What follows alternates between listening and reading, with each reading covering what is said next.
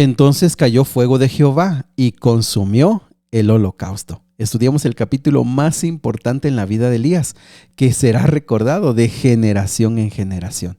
¿Dónde? En Primera de Reyes, capítulo 18. Qué gusto saludarte esta mañana, bienvenido, un fuerte abrazo para ti, qué bueno que estás abriendo la Biblia, qué bueno que estás orando. Por favor, pidámosle al Espíritu Santo que toque nuestro corazón con lo que Él sabe que nosotros necesitamos. ¿Sale? Muy bien, pues vamos al capítulo de hoy. El capítulo de hoy es muy grande, no solamente en versículos, son 46, pero es muy grande en lecciones. Casi que cada versículo hay algo que aprender. No lo vamos a abarcar todo de una vez, te lo digo, porque hay mucho que decir, pero no hay tiempo. Del versículo 1 al versículo número 6, la palabra de Jehová nuevamente habló a Elías y le dijo: preséntate ante el rey Acab, porque yo haré llover. Y ya era el tercer año. Cuando Elías va de camino a buscar al rey y empieza a ver los campos y empieza a ver la devastación, el terror que estaban pasando los pueblos, inevitablemente Elías sufrió. Pero mis amigos, ¿por qué sufre el pueblo de Dios? ¿Por qué sufrimos? Sabes que esto era necesario para que se pudieran evitar sufrimientos mayores. Si seguían este curso de acción, ellos iban directo a la destrucción, que finalmente se dio. De una vez te lo anticipo, en manos de los asirios, que fue un ejército despiadado y sanguinario. ¿Por qué a veces sufrimos? ¿Por qué a veces pasamos dificultades? ¿No será que Dios también nos está diciendo esta mañana: tienes que detenerte? Estás dañando esto, estás rompiendo esto, estás acabando con esto. Es momento de detenerte.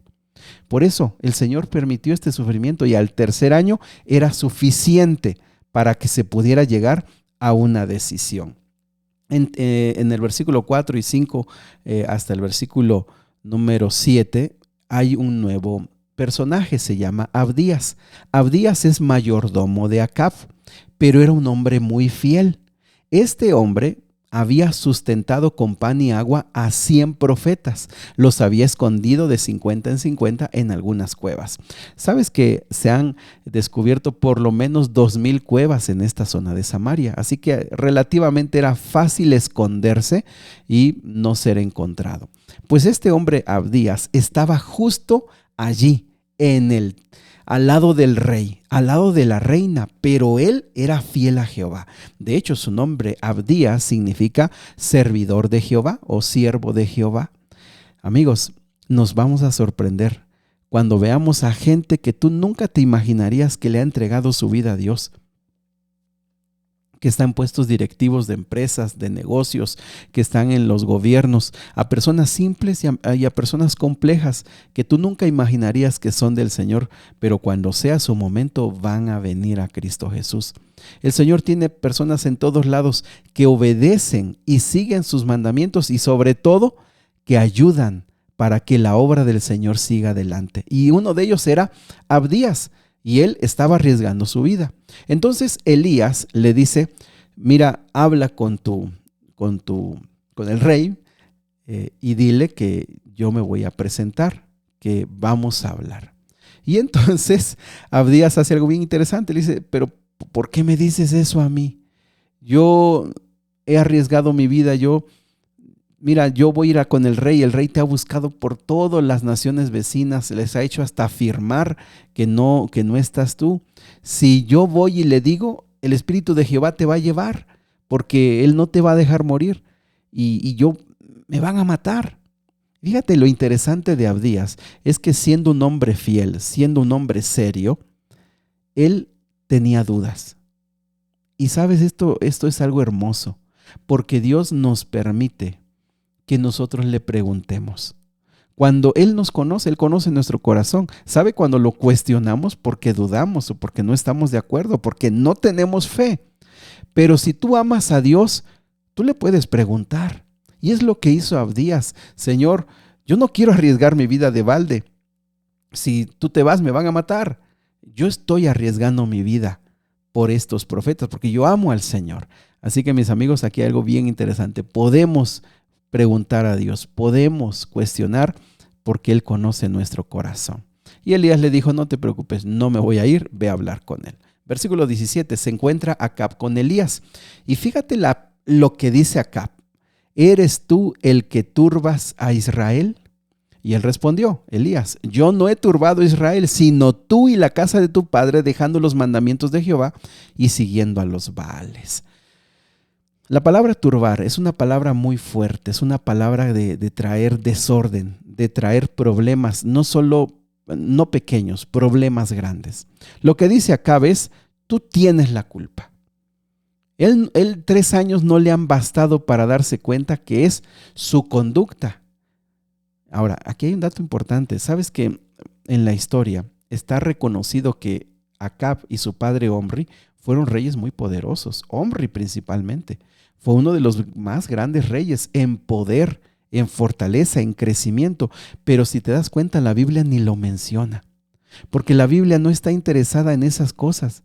Está interesado en que qué rey ha puesto a Dios en primer lugar y esto será la fuente de bendición para todo el pueblo. ¿Por qué te digo esto? Porque a Acab, que le estaba yendo bien en otros aspectos, dice, yo no tengo ningún problema. El único problema eres tú. Tú con esas ideas que tienes, eres tú. Y mis amigos, Elías, por eso les digo este capítulo es importante, Elías tiene el valor de decirle, no soy yo. Tú y tu padre que dejaron los mandamientos de Jehová y siguieron a los Baales. Hasta aquí, amigos, nos queda claro algo. Para Dios no le preocupa si los vecinos son más poderosos. Israel era un pueblo pequeño, relativamente. Dios no estaba preocupado si Egipto es más poderoso, si los asirios están creciendo, si Babilonia se está haciendo fuerte. No importa si son tiempos de sequía y de hambre, no. Todos esos problemas tienen una solución.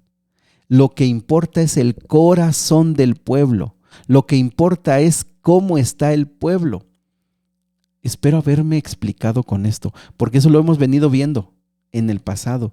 Mientras nosotros, y aquí los reyes los vas a ver preocupados por la política, por los ejércitos, por las cosas de afuera, Dios dice, yo quiero ver tu corazón. Lo demás yo lo arreglo, no tengo ningún problema. El versículo 19 se llega a un acuerdo de hacer una reunión donde van a llegar los 450 profetas de Baal y los 400 profetas de Acera. Fíjate cuántos profetas falsos estaban distribuidos y estaban instruyendo al pueblo para dejar por completo, para erradicar el nombre de Jehová. Se juntan en el Monte Carmelo y entonces se hace una pregunta que quiero que subrayemos. El versículo 21. ¿Hasta cuándo claudicaréis vosotros entre dos pensamientos? Si Jehová es Dios, seguidle, y si Baal, id en pos de él. Y el pueblo no respondió palabra. Aquí la palabra clave es claudicaréis. Esa palabra viene para darnos una idea de una persona que cojea. Y una persona que cojea no puede ir derecho. Es una persona que hasta cierto punto camina por rumbos erráticos a veces, pero sobre todo también esta palabra claudicar tiene que ver con una persona que está como bailando, como danzando. Entonces va de un lado para otro. Lo que Elías les está diciendo, ya hay suficiente evidencia. Más de 3 años y ustedes han dicho que Baal era el dios de la lluvia, el dios de la prosperidad, de los campos, de la fertilidad. Van 3 años y no ha pasado nada. Ustedes no han vuelto su corazón a Jehová, aun cuando saben que Él es el Rey de Reyes y el Señor de Señores. Ustedes están con un pie con Baal y con un pie con Jehová. Y mis amigos, este mensaje es tan duro que llega hasta nosotros. El libro de Apocalipsis dice que en los últimos días la iglesia, ¿cómo sería? Tibia. Ni fría, lejos de Dios, ni caliente, llena del Espíritu Santo. Sería tibia. Y así también muchos de nosotros estamos con un pie en el nombre del Señor y con un pie fuera, con Baal. ¿Por qué? Porque esa es una posición cómoda. Seamos honestos, seamos sinceros. Con Baal hacemos todo lo que nos place, lo que nos gusta. Con Baal podemos hacer aquello que no podríamos hacer con Jehová. Pero Jehová nos da la seguridad. Jehová nos da el amor, la misericordia y la paciencia. Qué cómodo es estar en estos dos, con los pies, uno dentro y el otro fuera. Pero aquí Elías por eso dice, ¿hasta cuándo? ¿Hasta cuándo? Y miren, de todos los profetas del Señor solamente yo he quedado. Al parecer se le olvidó que había otros 100, ¿verdad? Pero está en el relato, está hablando fuerte y está hablando decidido. Podemos imaginar a un Elías hablando con el poder del Espíritu Santo. La gente lo veía y sentía reverencia y sus palabras llegaban a su corazón porque se estaban enfrentando con su realidad. Más de 3 años y los Baales no habían podido responder ninguna oración. Así que hacen un acuerdo. Van a traer 2 toros, 2 bueyes, y entonces los profetas falsos pondrán el suyo y después Elías. Qué escena tan más desgarradora, terrible y me parece que hasta salvaje. Los profetas ponen su altar y ponen su animal y empiezan a danzar, empiezan a gritar, empiezan a dar alaridos. Más adelante se empiezan a cortar los brazos, los pies, empiezan a sangrar y empiezan a entrar en un frenesí y una locura. De cerca está Elías. De cerca está para ver que no vayan a poner fuego, porque si Baal es Dios de la lluvia, Dios de los rayos, él debería encender el fuego. No lo van a encender ellos. Pasó más del mediodía y no pudieron. Hay algo bien curioso porque en uno de estos momentos Elías empieza a burlarse, pero era necesario llegar a este punto para que el pueblo entendiera qué estaba pasando. Ellos pedían a Baal que respondiera y no pasaba. Les decía Elías, versículo 27, grítenle, quizá está durmiendo, quizá está meditando, quizá está en algún trabajo, quizá está durmiendo, despiértenle. Hay traducciones que dicen quizá está en el baño, grítenle más. Y fíjate que estas burlas, aunque uno podría decir, nosotros los cristianos no nos burlamos, era necesario ¿para qué? Para que el pueblo pudiera comprender lo vano, para que el pueblo pudiera entender que cuando haces un ídolo con tus manos no puedes creer que ese es tu Dios. Versículo número 30. Cuando se acercaba el momento del sacrificio de la tarde, casi las 3 de la tarde, dijo basta. No va a pasar. Versículo 30. Imagínense la escena. Les dijo a todo el pueblo, acercaos. Y todo el pueblo se acercó. Y él empezó a arreglar el altar de Jehová que estaba arruinado. Tomó 12 piedras, recordando que cuando salieron de Egipto eran 12 tribus, y las volvieron a acomodar para levantar el altar. Todo con solemnidad, todo con una reverencia y recordando las enseñanzas que todavía se escuchaban. Dios nos sacó de Egipto, Dios nos trajo a esta tierra le pertenece, pero lo hemos contaminado con esta idolatría.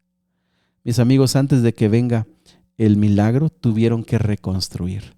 Y sabes que muchas de las cosas grandes que van a suceder en nuestra vida necesitan primero pasar por una reconstrucción. Tú quieres arreglar tu matrimonio, necesitas reconstruirte tú, necesitas reconstruir esa relación. Tú quieres levantar tu negocio que ha caído, tienes que reconstruirte, tienes que volver a pensar qué dejaste de hacer. Reconstruyó el altar.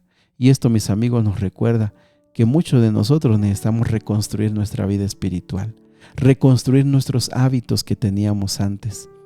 Y con una oración solemne.